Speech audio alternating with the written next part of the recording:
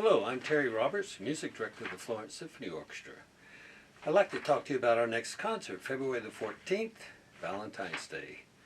It's all about love stories, and these love stories don't always turn out great, So the first piece we're going to play is a piece, an overture to an opera by Vincenzo Bellini.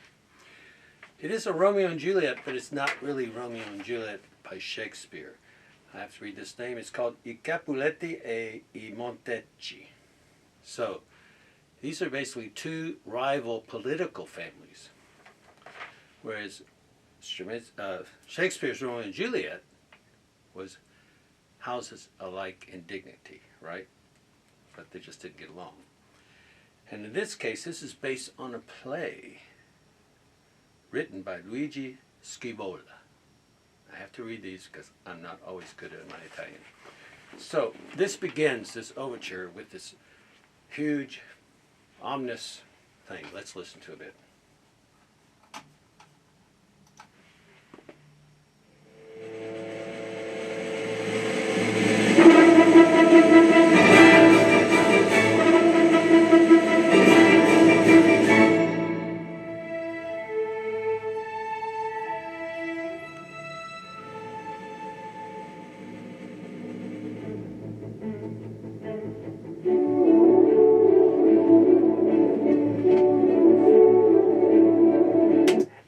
So, we have this sort of mysterious opening and this chords that are ominous and whatever, something bad is going to happen, but at the same time then you have the horns come in and give an upbeat approach to it. So it's a very lyric opera.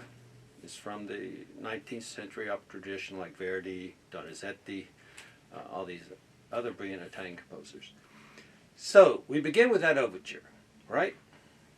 Sort of set the scene for all the love stories today. Now, the second piece is a piece from Richard Wagner called Tristan and Isolde, Prelude and Liebestod.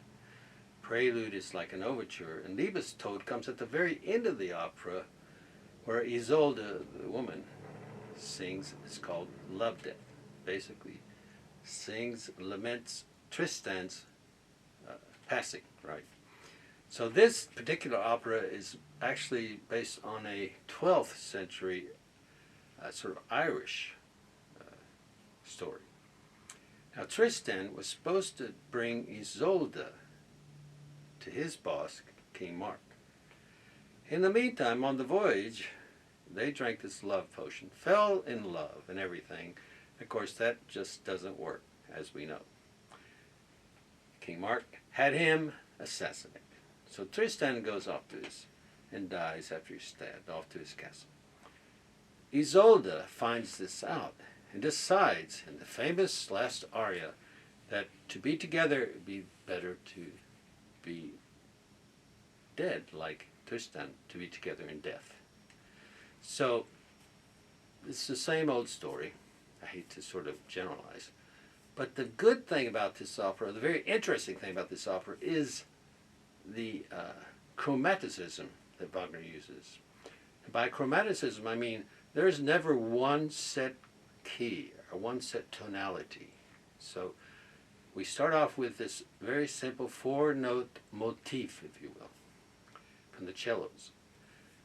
And he constantly leaves us sort of hanging. In other words, there's not a resolution to any of the chords. It takes a long time to build up. And this was a characteristic that Wagner would use from now on, basically. This constant evolution, if you will, of the music.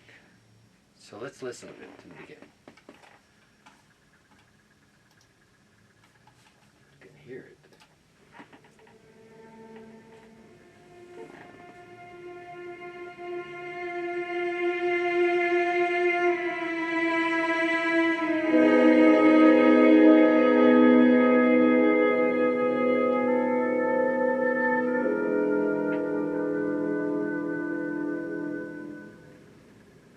Pause.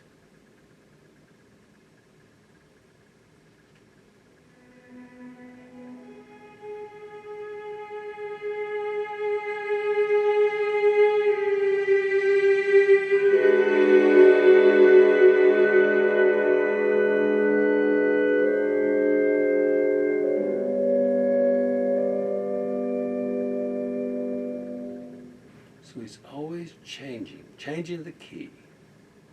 One more time.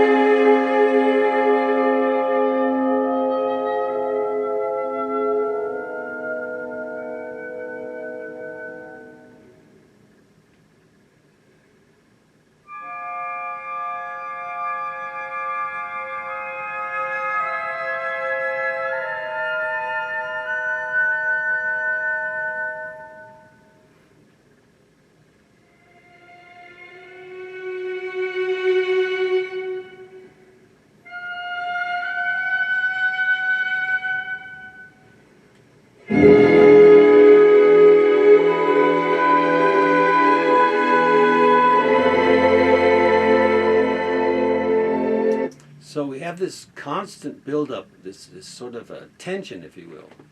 There's no absolute resolution to any of these chords until you come to this big, lush chord, but at the same time, he still goes on to the next thematic material.